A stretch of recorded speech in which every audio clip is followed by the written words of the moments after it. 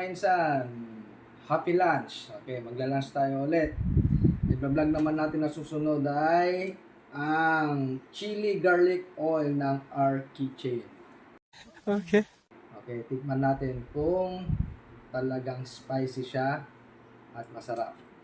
Tapos ang ipa-partner natin dito sa chili garlic oil, ang niluto na pork caldereta. Oh my God! Yan. Sakto, bagay na bagay ito sa chili oil. Okay? Isa na natin. Isa muna natin. Ayan. Medyo. Ayan. Yum, yum. Oh. Ah, bango. Amoy chili oil. What? Bro, what are you talking about, man? Okay. Stingin natin. Lagyan muna tayo ng ulam natin na pork caldereta. Yan.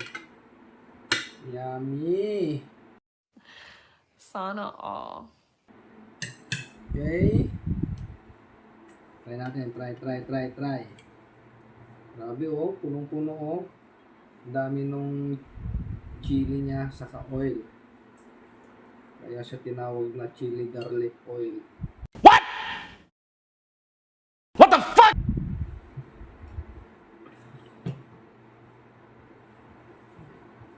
Tapos dadagdagan ko mamaya to ng yung burong hipon. Yan. Taste muna natin kung okay yung lasa.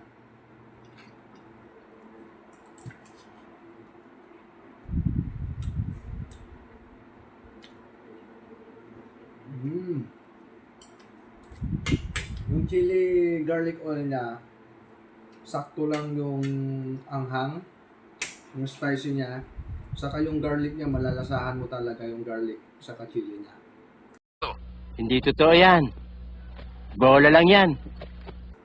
Okay siya, masarap. Sakto ihalo sa mga siomay. Kung sa mga dry foods, huwag lang sa sabawan.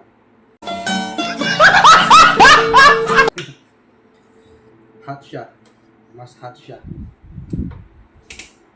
Sarap.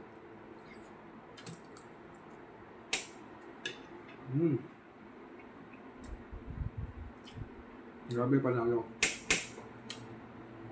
Hindi matigas yung ano niya. Yung chili niya. Sakto lang siya. Kasi meron yung iba, parang sunog yung chili eh. Matigas.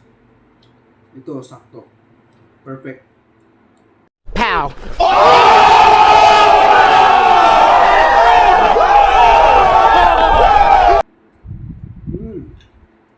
Yummy. Ano, lunch na tayo. Hindi ka na.